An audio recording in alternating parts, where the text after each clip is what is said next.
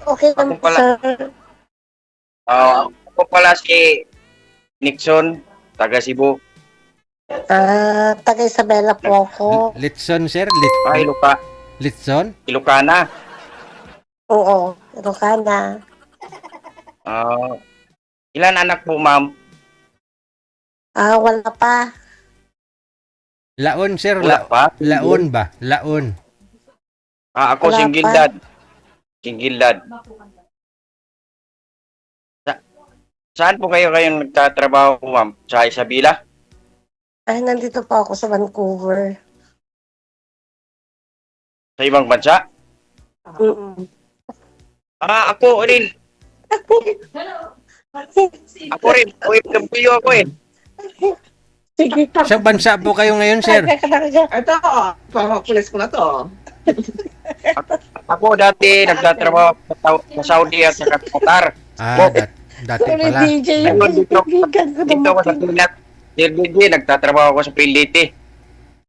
Hindi ka na OFW. Oo. Ngayon. Pero anytime pwede akong magbalik sa abroad kaya may passport naman ako eh. Ah,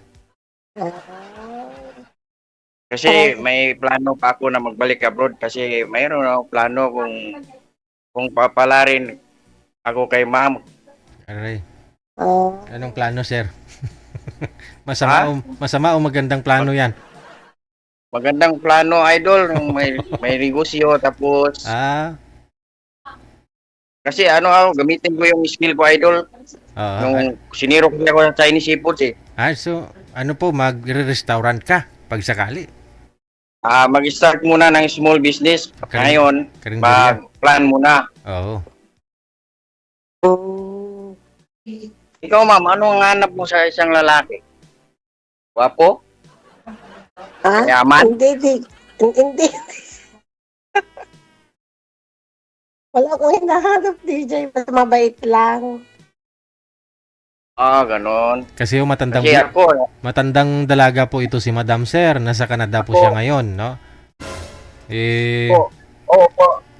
Gusto niya Ako ho po, Sir Jeffrey. magkaroon po muna siya ng anak, ganun. Gusto niya na ho mag-for good dito sa Pilipinas. Pag-usapan namin yan kung magkakasundo ako. Hindi naman ko mahirap mahalin si DJ. Oo. Wala ko. Talaga. Wala naman akong dito. Oras trabaho, oras uwi. Yun lang. Mamigrilyo, lahat. Kahit hindi tinatanong ni ma'am, sasabihin ko na lang. Para yun ang totoo. Ay. Maliit lang ako. Maliit akong lalaki pero hindi ako gwapo pero masarap pagpahal kahit hindi mo pa tinatanong para lang gagawin ko. Bakit? Ano po, gaano po kayo kalaki? Nawala na si Madam.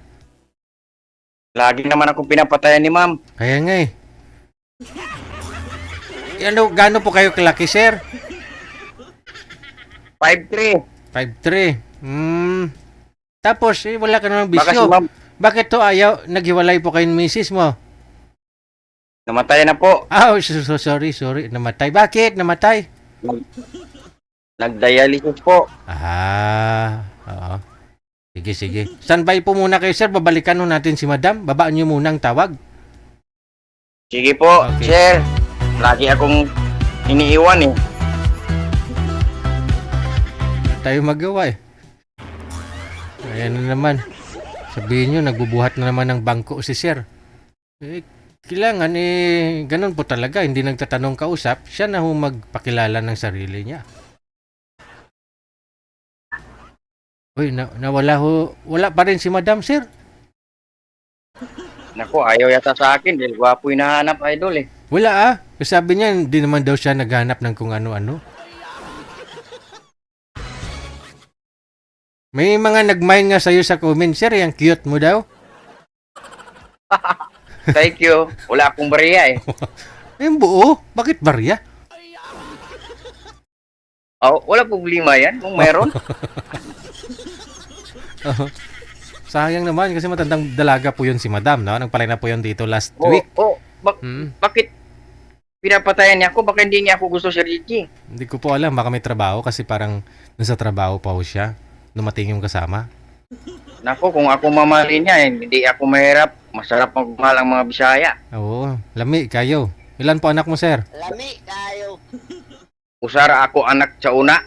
Pangalawa. Wala, naghanap, naglibang ako sa trabaho kasi. Ayun lang. Plano ko kasi Sir Idol, Mm. kung papalarin man sa ibinigay mo sa akin, thank you. Mm. Babalik ako ng abroad dahil una, nasabi ko na may plano ako. Aha. Start ng negosyo kasi gamitin ko yung skill kong alam ko na experience ko sa pagluluto. Aha. Ano po yung mga niluluto mo? Chinese food po ba? Chinese specialty ko, Sir Gigi, Oh. seafoods eh. Seafoods. Yeah. Oh, yeah. Lobster, alimango, hipon, sumpo, tanang klase. Alam ko anong luto, anong style, anong hiwa. Alam ko yan. Tagal ko sa Manila, trabaho. Sarap yun, no? Seafood. May nagtanong, sir, may buhok pa daw po ba kayo? Ito ang niporme ko sa Qatar dati na luto ko sa catering eh. So ginawa mo lang, sinuot mo lang po siya ngayon. Oo, dala-dala ko yung niporme ko. Nag-Saudi ako ng 4 years. Still fixer ako sa Saudi Arabian Bimpo Oil. Tapos nagkatar ako ng 2 years sa Saka Babila Catering. Sa ngayon, Sir Gigi, dito ako nagtrabaho sa Pinas sa PLDT, mainline. Okay. Kung papalarin ako kay ma'am, ready passport na ko kung magkasundo kami. Depende sa usapan. Kung magpapakita siya uli ngayon, kay pinatayan ako ilang bisis eh. Wala na daw signal, sir. Pinatay na yung cellphone, sir. Paano kaya yan? I-chat mo lang po siya dito kasi connected naman po kayo. Tapos kung mag-reply, edi, kung open niya po yung cellphone niya, usap na lang po kayo, ha? Baka ayaw niya sa akin eh. Hindi ko na malam yung number niya. Dito na po yun, sir. Makikita mo yan mamaya pag binaba mo yan. Makikita mo yan dyan, grupo natin. Makikita mo. Ngayon, pagkatapos na usap Sir DJ, babalik ako sa kwarto ko. Walang signal doon. Paano yon? Ayun lang, ma'am. Edi dyan ka muna. Mamaya ka na bumalik sa kwarto mo. Tingnan mo muna yung chat niya. Pinatayan ng ako ni ma'am eh. Hintayin mo na lang na siya mag-chat eh. O, Ibig sabihin, no, balik na ako sa kwarto. Opo, oo. Reviewin mo rin po yung mga comment ng mga viewers natin kasi marami pong nakyutan sa'yo dyan sa comment. Nako, wala pong barya, Sir JJ. Thank you. Sabi ko nga, buoy, bakit barya? Mabili ng barya ngayon? Wala. Mayroon. Kuan, hindi. Hindi. Sige, sige. Tingnan nyo lang yung mga comment nila, ha? Maraming salamat. Thank you, Sir Idol. Bye. Sana papala rin kami sa binigay mo sa akin, ha? Thank you. Okay. Ayun pala yung suot niya sa ulo niya. Yun po yung nagtatrabaho siya sa Qatar hanggang ngayon suot niya. Ambot na lang. Mahilig kasi kayo magtanong. Gusto nyo, itanong ko kung may buhok. Itanong ko kung ano yun sa ulo. Dami nyong alam. Kaya tinanong ko kung may buhok ang sagot. Sabi niya, ito ang suot ko sa Qatar. Ang layo, no? Sir, sabi ko, may viewers tayo. Sabi nila kung may buhok ka pa daw. Sabi niya, ito ang suot ko sa Qatar. Nagluluto lang siya. Ay, ambot, ha?